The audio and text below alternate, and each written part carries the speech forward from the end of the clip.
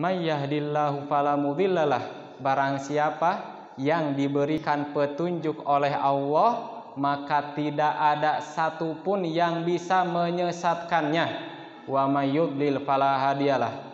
Dan barang siapa yang disesatkan oleh Allah, maka tidak ada satupun yang bisa memberinya petunjuk. Allahumma sholli ala Muhammad wa ala ali Muhammad kama shallaita ala Ibrahim wa ala ali Ibrahim innaka Hamidum Majid. Yang kami hormati Wakil Wali Kota Banjarnegara Bapak Syamsuddin, dan yang kami hormati para senior. Kenapa saya sebut para senior? Karena yang tamu undangan yang hadir hari ini para guru semua ya Pak, betul Pak? Ibu-ibu guru semua ya, bapak-bapak, ibu-ibu guru. Ada yang ngajar di SD, ada yang di SMP, atau bahkan ada yang dosen juga Pak? Gak ada, guru-guru semua ya. Ada yang ngajar di pondok juga bahkan? Gak ada yang ngajar di pondok ya? Gak ada. Berarti di sini yang ngajar di pondok cuma saya sama teman saya aja. Nah, bapak-bapak, ibu-ibu hadirin sekalian, pripun kabare? Alhamdulillah. Ketahuan bukan orang Jawa ya Bu ya? Ketahuan Bu, bukan orang Jawa.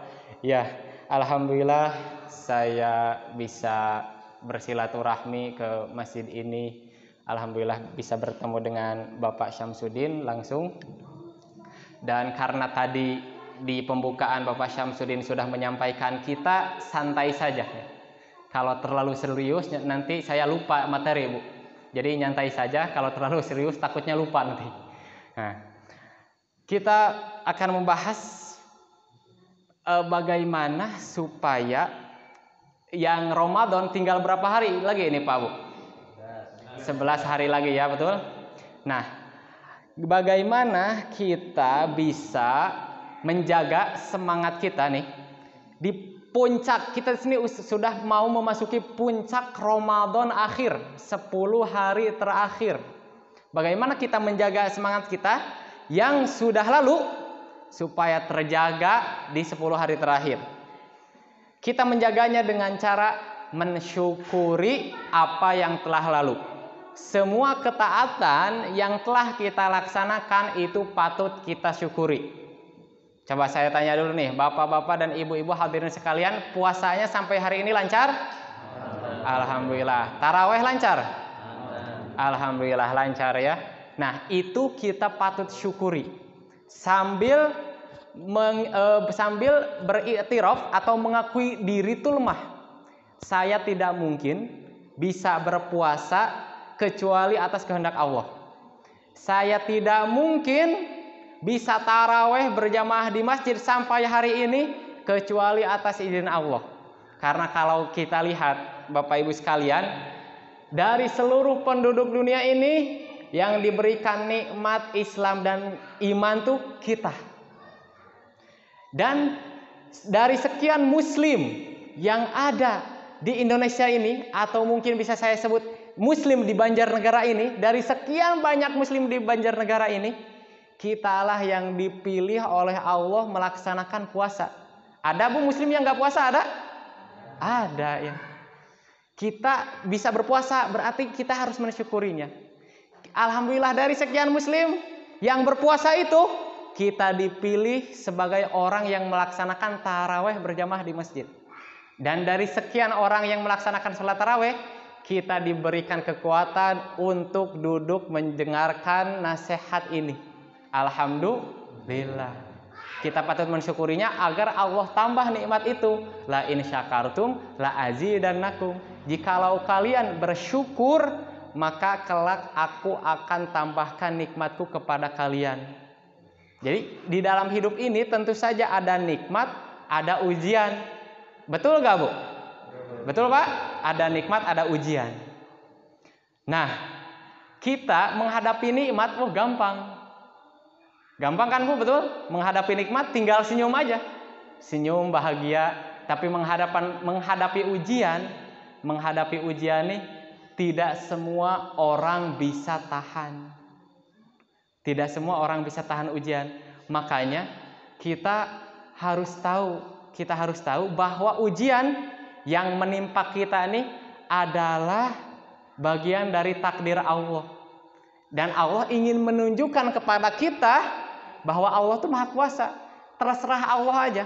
Mau ngapain kita terserah Allah. Mau kita dijadiin apa, itu terserah Allah. Mau kita jadi orang kaya, itu juga takdir Allah. Mau kita jadi orang miskin pun, itu sudah takdir Allah. Mau kita jadi orang pertengahan pun, itu sudah takdir Allah. Betul ibu-ibu? Nah, betul. Itu sudah takdir Allah. Maka saya ingin berkisah seorang sahabat Nabi yang beliau bernama Abdurrahman ibnu Auf. Yang Abdurrahman ibnu Auf ini ditakdirkan oleh Allah menjadi orang kaya, walaupun dia ingin menjadi orang miskin, tapi Allah tetap memberikan kekayaan untuknya. Loh, kok bisa? Abdurrahman bin Auf ini susah sekali miskin, ibu-ibu. Kalau ibu-ibu susah miskin, Bu, atau susah kaya? Bapak-bapak susah kaya, susah miskin. Nah, Abdurrahman bin Auf susah miskin. Nah, kisahnya begini, Pak. Pada suatu ketika Abdurrahman ibnu Auf tuh ingin menjadi orang miskin. Karena kenapa? Karena Rasulullah pernah berdoa, ya Allah, kumpulkanlah aku bersama orang-orang miskin. Wah, Abdurrahman ibnu Auf dengar, loh, Rasulullah berdoa ingin dikumpulkan bersama orang-orang miskin. Sedangkan ini hartaku ini kebanyakan. Unta beratus-ratus, kuda beratus-ratus, kebanyakan. Nah, gimana caranya supaya dia jadi miskin? Dia tuh hartanya tuh dipakai untuk membeli kurma yang paling jelek. Jadi dia cari ke kota Madinah kurma paling jelek. Kenapa dia beli kurma paling jelek? Ya supaya gak ada yang beli. Dia cari orang yang petani kurma yang hasil panennya paling jelek, ya sekaligus dia memberikan kebahagiaan kepada petani itu. Sekaligus saja dia memberikan kebahagiaan. Dia beli itu semuanya, diborong semua kurmanya, dan udah dia tunggu aja, dia gratiskan kurmanya itu. Dan karena kualitas kurmanya jelek, ya namanya kurma jelek tuh nggak ada yang mau ngambil walaupun gratis. Walaupun gratis nggak ada yang mau ngambil. Tapi suatu ketika saat Abdurrahman bin Auf mengasih gratis kurmanya, itu sudah tersebar di seluruh kota Madinah. Abdurrahman bin Auf buka kurma gratis. Dan kurmanya sangat banyak sekali. Kemudian ada utusan dari Yaman. Mereka tuh mencari kurma untuk obat.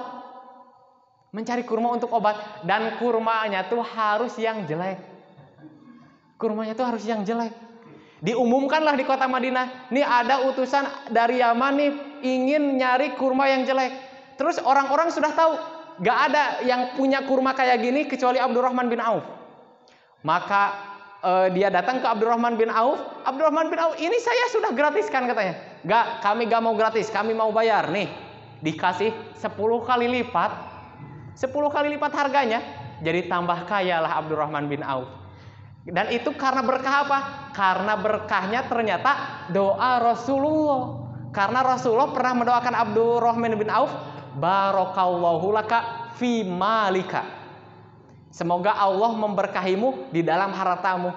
Dan doa Rasulullah ini terkabul. Abdurrahman bin Auf gak pernah miskin. Bahkan dia ingin miskin pun gak jadi. Malah diberikan tambahan oleh Allah. Bahkan Abdurrahman ibnu Auf itu sampai saking dia berkahnya hartanya, dia bilang, kalau saja aku menggenggam tanah, aku pasti akan menemukan di bawahnya tuh emas. Saking berkahnya hartanya. Jadi Bapak Ibu sekalian, apa pelajaran yang bisa kita ambil di dalam kisah ini? Bahwa ya semuanya sudah takdir Allah. Semuanya itu sudah takdir Allah. Kaya, miskin, sudah takdir Allah. Jabatan, apapun profesi kita saat ini, itu sudah takdir Allah. Betul Pak Bu? Betul. Yang penting kita berusaha supaya apa yang ditakdirkan Allah ini diridhoi oleh Allah. Bagaimana caranya supaya jangan sampai pekerjaan kita atau jabatan kita itu mengundang murkanya Allah. Dan salah satu dari hikmah, kita gak tahu takdir kita. Ada hikmahnya, Bu. Kita ada yang tahu gak di sini takdir kita apa, Bu? Gak ada yang tahu, betul? Betul. Salah satu hikmah, kita gak tahu takdir kita gak tahu umur kita, ya supaya kita tidak berleha-leha.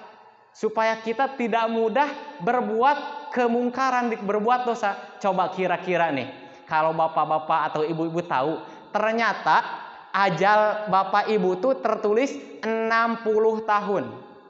Apa yang terjadi? Wah, aku masih 40 tahun, sisa 20 tahun lagi, nikmati aja. Maksiat, berbuat dosa. Betul Pak Bu? Kalau misalnya kita tahu umur kita nih, kita tahu takdir Allah, ya udah kita berleha-leha. Kita akan berbuat dosa. Tapi karena kita gak tahu ajal kita kapan, kematian tuh setiap harinya tuh mendekat kepada kita, makanya kita selalu mempersiapkan diri. Kalau kita tahu kematian kita, oh udah tenang itu mah. Tinggal nanti akhir hayat tobat beres. Itu kalau kita tahu takdir kita. Misalnya Bapak Wakil Bupati juga kalau tahu takdirnya tuh gak akan mungkin kampanye. Betul Pak Bu, betul? Betul. Misalnya, saya sudah tahu takdir saya bakal jadi. Buat apa capek-capek kampanye? Kampanye itu kan buat salah satu ikhtiar. Betul Bapak Ibu sekalian? Nah, terima kasih Bapak Ibu sekalian. Dan mungkin sedikit penutup dari saya.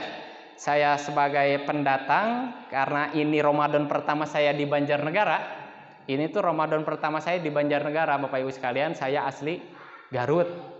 Dan mungkin karena ada Bapak Syamsuddin di sini, saya ingin memberikan kesan saya tentang Banjarnegara ini.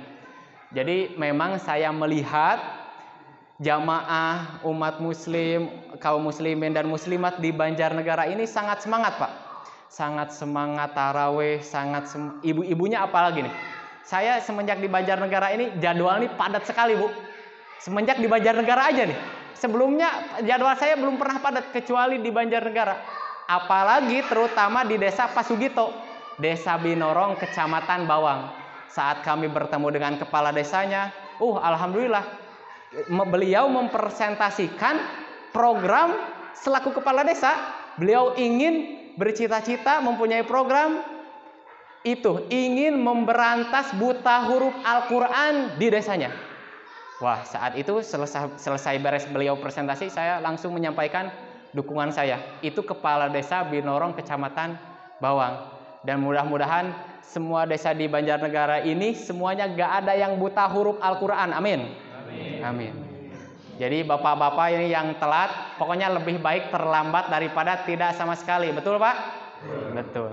Mudah-mudahan kita senantiasa dijadikan orang yang sabar, orang-orang yang bersyukur, dan mudah-mudahan Allah menjadikan kita dikumpulkan bersama Rasulullah di surganya. Kita tutup dengan doa kafaratul majlis, langsung kita lanjut dengan sholat witir. Subhanakallahumma wa bihamdika asyhadu an la ilaha illa anta astaghfiruka wa atubu ilaik. Wassalamualaikum warahmatullahi wabarakatuh.